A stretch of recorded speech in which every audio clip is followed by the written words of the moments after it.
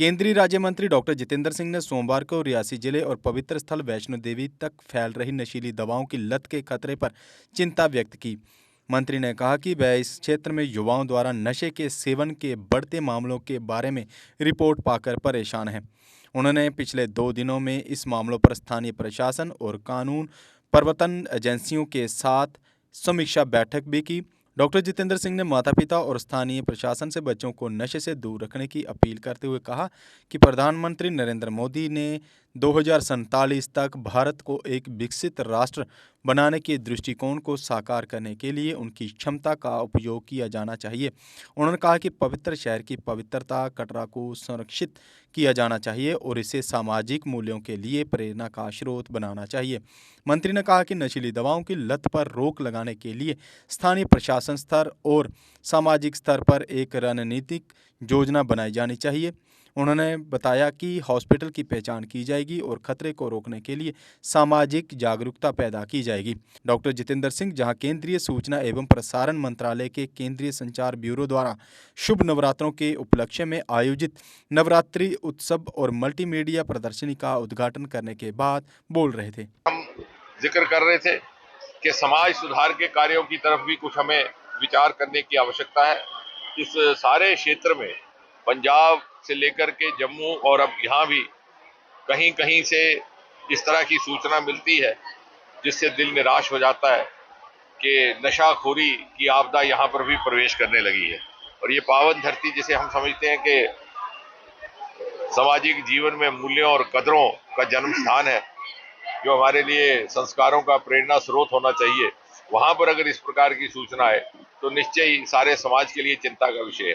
इसलिए भी कि जैसे मोदी जी अक्सर कहते हैं कि अमृतकाल अगले 25 वर्ष सन 2047 में जो शताब्दी भारत होगा और आजाद हिंदुस्तान अपनी स्वतंत्रता की 100वीं सालगिरह मनाएगा, तो यही बच्चे हैं जो अगले 25 वर्षों में अपनी पूर्ण ऊर्जा एवं क्षमता के माध्यम से उस शताब्दी भारत के निर्माण करने में भूमिका निभाएंगे और निर्माणकर्ता कहलाएंगे। तो क्या ये संभव है कि हम उनकी ऊर्जा, उनकी क्षमता किसी कुरीति की चौखट पर बलिदान होने दें? और इसलिए आज हमने प्रशासन से भी बातचीत की, पुलिस के प्रशासन से भी, जिला प्रशासन से भी, कि किस प्रकार से हम कुछ एक ऐसे कार्यक्रम शुरू करें कि नशाखोरी की आपदा यहाँ पर और ना बढ़ पाए।